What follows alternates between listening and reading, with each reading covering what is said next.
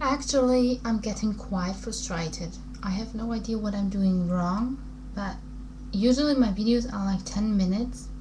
Then I publish them, and after they are done, YouTube is somehow cutting off something. So like the last video, it was 10 minutes and then it was just 6 minutes. That's not fair. Can someone tell me what I'm doing wrong? Well, now I don't even remember where I was.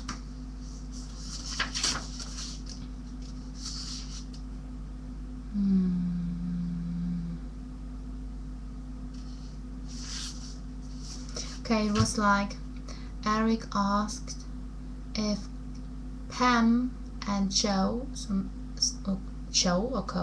other vampires can come in as well. So actually, obviously, Eric, Pam and Joe wanted to talk to Sookie. I didn't read further because it was just some explanation how the house looks like and the furniture and stuff, and that was quite boring. Okay, let's start here. And I really hope YouTube is not cutting off the rest.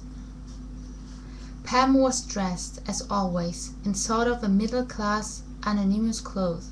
This evening it was a pair of winter white knit pants and a blue sweater. Her blonde hair was shining, straight and loose down her back. She looked like Alice in Wonderland with fangs. "Have you found out anything else about Bill?" I asked when they'd all had a swallow of their drinks. Eric said, "A little." I folded my hands in my lap and waited. "I know Bill's been kidnapped," he said, and the room swam around my head for a second. I took a deep breath to make it stop. "Who by?" Grammar was the least of my worries. "We aren't sure," Joe told me. "The witnesses are not agreeing." His English was accented, but very clear.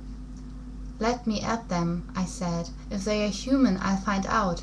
If they were under our domination, if they were under our dominion, that would be the logical thing to do," Eric said agreeably. "But unfortunately, they are not." "Dominion, my foot. Please explain." I was sure I was showing extraordinary patience under the circumstances. "These humans owe allegiance to the King of Mississippi." I knew my mouth was falling open, but I couldn't seem to stop it.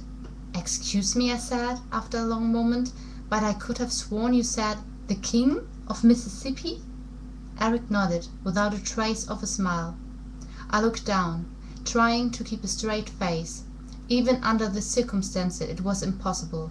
I could feel my mouth twitch. "For real?" I asked carelessly. I don't know why it seemed even funnier that Mississippi had a king. After all, Louisiana had a queen, but it did. I reminded myself I wasn't supposed to know about the queen. Check. The vampires looked at one another.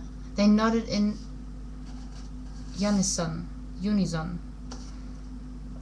"Are you the King of Louisiana?" I asked Eric, giddy with all my mental effort to keep varying stories straight. I was laughing too hard, that it was all I could do to keep upright in the chair. Possibly there was a note of hysteria. "Oh no," he said, "I am the sheriff of Area 5. That really set me off. I had tears running down my face, and Joe was looking uneasy. I got up, made myself some Swiss Miss microwave hot chocolate, and stirred it with a spoon so it would cool off.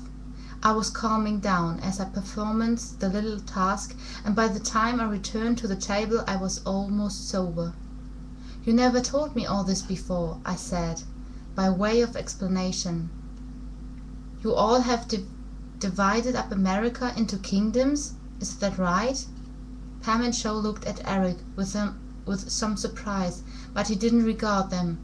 "Yes," he said simply. "It has been so since vampires came to America. Of course, over the years the systems changed with the population. there were far fewer vampires in America for the first 200 years, because the trip over was so perilous. It was hard to work out the length of the voyage with the available blood supply, which would have been the crew, of course, and the Louisiana Purchase made a great difference. Well, of course it would. I stifled another bout of giggles. And the kingdoms are divided into areas. Used to be called fiefdoms, until we decided that was too behind the times. A sheriff controls each area. As you know, we live in Area 5 of the Kingdom of Louisiana. Stan, whom you've visited in Dallas, is sheriff of Area 6 in the Kingdom in Texas. I pictured Eric as the sheriff of Nottingham, and when that had lost amusement value, as Wyatt Earp. I was definitely on the light-headed side. I really felt pretty bad physically.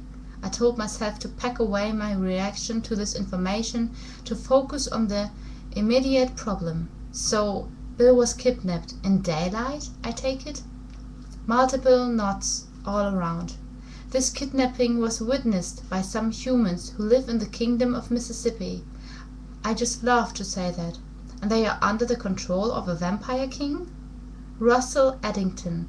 Yes, they live in his kingdom, but a few of them will give me information for a price.